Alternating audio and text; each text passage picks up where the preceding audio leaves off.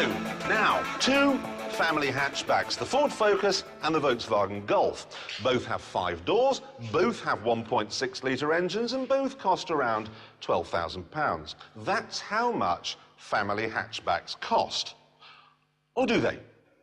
You see, on Top Gear, we found one that you can buy in Britain, no tricks, brand new, for less than £9,000. This is it. It's the Citroën Berlingo Multispace, and I admit, it's a curious-looking thing. That's because it started out in life as a van. All they've done is add some windows here, sliding door, some snazzy seats where the cement used to go, and hey presto. Garnish it with some metallic paint, some alloy wheels, and you can even have a diesel version for £8,995. Thing is, though, are you getting what you pay for? Is it like cheap wine? Will you wake up with a headache? Well, to find out, I took it down the M20 to the Boosborough for a trip to those supermarkets of Calais. First impressions are that I'm driving a van. It's quite echoey in here and not terribly refined. Most central locking systems, for instance, these days they go bzz or but listen to this.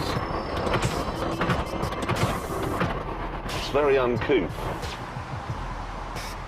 In essence, then, the Berlingo is very loud, very Van Halen. But there is a softer Van Morrison option.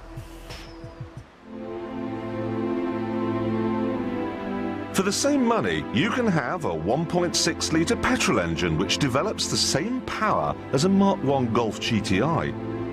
With that under the bonnet, this would feel much more like a normal car. But how many normal cars have you ever come across that have got green dashboards with green dials? And how many normal cars are there with 5 glass panels in the roof? And these roof bars which swivel sideways so you can carry a bicycle, whatever a bicycle is.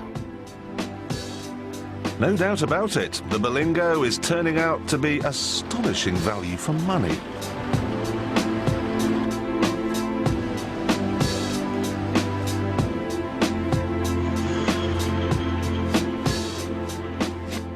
It is possible to buy a number of other cars for Berlingo money, but none of them will be this size, none of them will be this well equipped, and none of them will have something that we're really looking for on this new series of Top Gear. It's an X factor. See, this is a perfectly acceptable car, but this, I don't know, it's more than a car somehow. You'd want to bring it in at night, let it sit by the fire. Give it a saucer of warm milk and a little wheel to run around in. It's got the most important thing that a car can have. Character. And now the coal is back in Newcastle. The Berlingo is back where it came from. And I still can't find anything really wrong with it. The turning circle's not much cop and there's a fair bit of road noise. It's not terribly sporty either. But it is very comfortable. Hand on heart, it rides like a Jaguar. I could go on all day giving you swings and roundabouts, but the fact of the matter is, basically, I like it. Right, here we are at one of those Calais hypermarket cash and carry booze warehouse jobs, and boy, have I got the car for the job. Let me show you what I mean. We've got storage space up here, and here above the driver. In the back, there are 2 extra glove boxes, and then if we slide that open, we've got a cubby hole here under the floor, and another one there. Then we simply fold the seats down like so, and we have a cavernous boot. And I haven't finished yet, because if we open the tailgate, there's another overhead locker here for a further 10 kilograms of booze.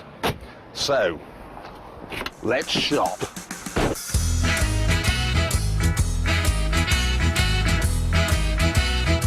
I was want that one, that case there. It's all terribly exciting, all this cheap booze. But you have to be careful, because if customs suspect you're bringing stuff back that's not for your own personal consumption, they'll confiscate it and your car. And they're currently confiscating 30 cars a day. So I caught up with the shop's owner and his girlfriend to talk about this. Because I was reading in the paper that if I were to put 500 bottles of gin in the car, which I'm legally allowed to do... Absolutely. Customs are so, well, you'd never get through all that. How can they say that when it was Maggie Thatcher told us to stock our larders up? I mean... With 500 bottles of gin. Yeah, but if you drink a bottle of gin a day, that's only a year and a half supply. That's not a lot. Fizzy Liebfraumilch. I don't think I'll be able to convince customs that's for my personal consumption. No. Other people were going berserk, perhaps because they didn't like their cars very much. Perhaps they wanted to have them squashed. Trouble is, I really am very fond of this car, and I don't want customs to crush it, so... There we are. Saved a few quid. Well, pence. Now, I should explain at this point that other vans are available. There's the Fiat Doblo, which is a trifle cheaper than this, but I think I'm right in saying it's the slowest accelerating car that money can buy in Britain today. 0 to 60 is 21 seconds. Then there's the Ford Tourneo Connect. That's over £10,000. You don't even want to think about that, so awful. And then there's the Renault Kangoo. That's okay, but basically it's not as good as this. You have to have a Berlingo. Question is, diesel or petrol? Well, to help us decide that, I've been joined now by Top Gear's new car trader, pocket-sized chap, Jason Dorr. What do you reckon? Petrol. Really? Yeah, don't bother with the diesel. Makes it feel too much like a van. Well, it did feel like that. Going down the motorway, there was that noise, and you just think, look, I've saved enough money here. Yeah, but you can save even more at the minute. Really? Yep, they are doing a facelift on this car, which means they're going to change the bumpers and the bonnet and a couple of bits, but it'll basically look the same. What it does mean is that Citroën have got some of the old models. They need to get shot of them. These ones, basically? Yeah. This car? This car, yep. So what are they doing? They're doing a deal. You can get all the VAT off, so that means that instead of 8,995, you can get a 1.4 for £7,700. 7.7 for one of these? Yeah. That's the bargain of the century. Cheap as chips. Good tip.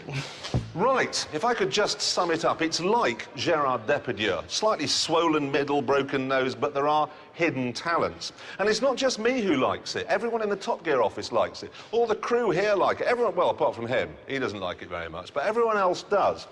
And the people who like it most of all are the family of Albanians that I inadvertently brought back into Britain in each of the wheel arches. They've written to me from their new house in Leatherhead, the Hollies, to say that it will always hold a special place in their heart. Great car. You know how